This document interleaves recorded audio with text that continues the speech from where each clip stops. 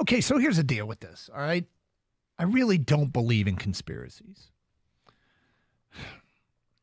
And this one, and keep in mind, the NFL doesn't have a targeting rule. They have a lower the helmet rule, and they don't review the plays at the stadium like they do in college, but New York can call in. Dean Blandino said the league thought that Branch had the option to avoid that hit.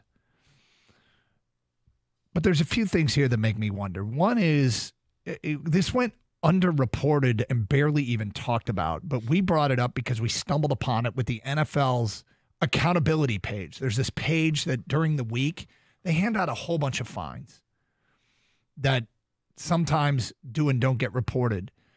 And the fine in week 3, Brian Branch got fined twice. And what was week 3? Was that Seattle? I think it was Seattle. And we stumbled upon it the week after that game. And I said to you, these were over $10,000 fines, which were amongst the highest. Cardinals. Cardinals? Was it Cardinals? Okay, it was after the Cardinals game. Brian Branch got a striking violation. This is for hitting, kicking, or striking someone of over $10,000. And he got another one for a hit to the head. And in the wake of that game, you and I were like, that's weird. I don't remember anything, and I'm not even sure who was flagged. But the league had found some stuff that they didn't like about Brian Branch. And then last week, Xavier McKinney made the comment that the Lions are, quote, trying to embarrass people. And as we talked about it, there was, they tried to embarrass, everyone was like, they tried to embarrass Dallas. They tried to embarrass Dallas. And I made the comment, I don't think they were trying to embarrass Dallas. In fact, if they were, quote unquote, trying to embarrass somebody, I would argue that they were trying to embarrass the officials with all of the offensive linemen reporting and throwing to them and all that stuff. When you take us back and you go all the way back to that game against Dallas last year where where Dan Skipper reported and they called it, he didn't report, or Decker. And anyway. And I am starting to wonder if the Lions are starting to develop a bit of an enemy in the league office for that. Because, as you mentioned last segment, the Jordan Poyer hit of the Dolphins looked very similar. He did not get ejected.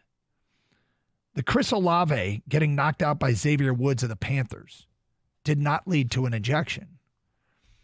This did.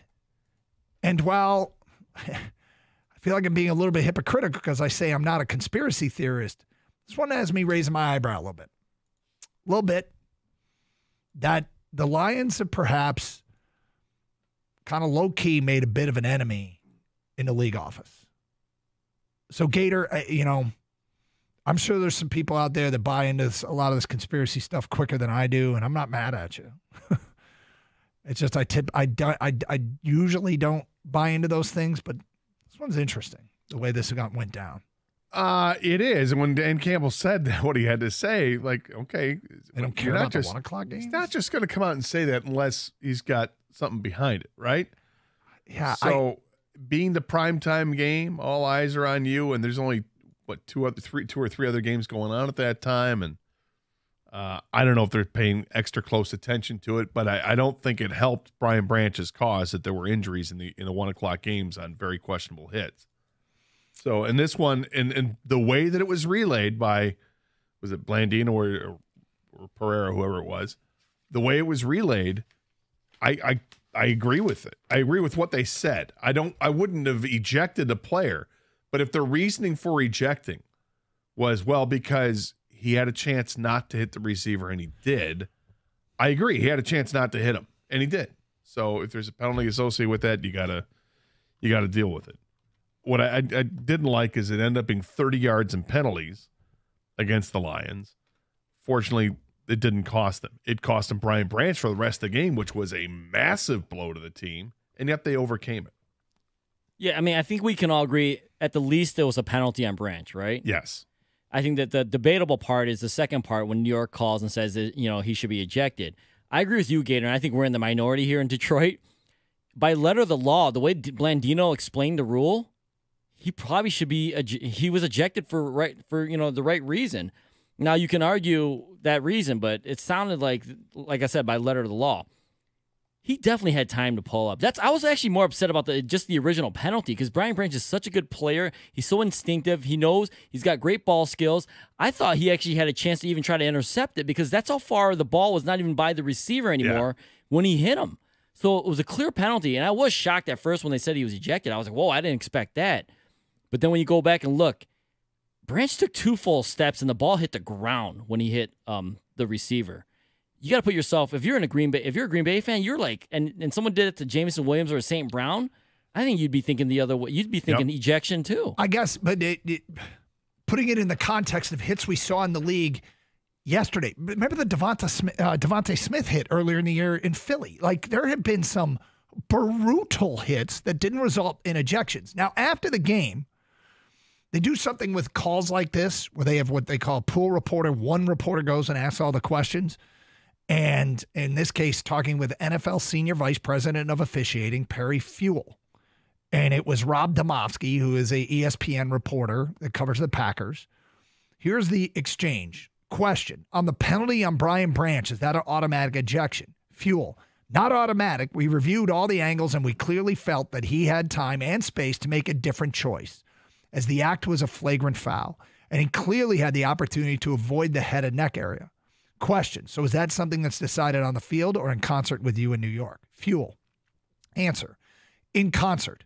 We had a flag on the field, and so we had a consultation with the crew on the field as well as us here in New York. Question. One last thing. He made what looked like a double middle finger gesture, but it was after the ejection. There was no additional discipline on the field for that at that point. Fewell. Answer. No, there was not by our on-field officials. No. Question. Okay, but that could be subject to something later on. Fewell. That could be through compliance. Yes, he's going to get fined for that too, is what that is saying. But I don't know, man. I feel like there's an inconsistency, and I have in the back of my mind, I do not want the Lions making unnecessary enemies.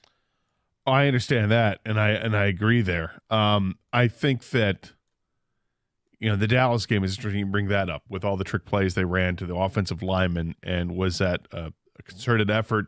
Was it an FU to the league? Yeah, I mean and could you have done that in any other game? You could have, but you did it against Dallas because of what happened last year in Dallas on that particular play. So you're further hammering home the point. And not only is an FU to the league, but it's the same thing to Dallas. Yeah. And obviously the Lions just punished the Cowboys all game long. That game meant something to this team. And I don't want to take away that edge that they have. They went into that Cowboys game and they wanted to pummel Dallas, and they did. And they went into this game with big chip on their shoulder, no doubt that it was drummed into their heads by the head coach. Hey, people are questioning your toughness. They say that you can't play outside. They say you can't play in the elements. This is Lambeau Field. This is what this field is built on. People know about it because of the Ice Bowl from 70 years ago. Everybody's talking about it. Now you got a chance out there to go ahead and make a difference here. And they do. They go out there and they win. They didn't drop passes. They didn't slip in the mud. They paid attention to their shoes and what the right cleats were and all that, and they come away with a pretty sound thumping of the Packers. Now, did it matter in yesterday's game and the outcome? No, it didn't. They overcame it. I'm just I don't want to be talking about this moving forward. I don't want there to be, right now, we've got what some people call rich people problems. We got a really, really good football team that has a legitimate chance to win the Super Bowl, and we don't want it to come into any kind of jeopardy unnecessarily. Like, injuries are going to happen. The Lions have lost Aiden Hutchinson, and they'll probably lose some other players in the coming weeks. It's almost a certainty you're going to lose players, but what we don't want is to lose players for avoidable reasons, like suspensions that they've had already, and maybe even more suspensions for stuff. Anything else, don't put it in jeopardy. I sure hope he doesn't get suspended. I sure hope that it's done. Like, the ejection, they did that. It wasn't as egregious as the hits in the 1:00 games, so maybe they got something going for him there.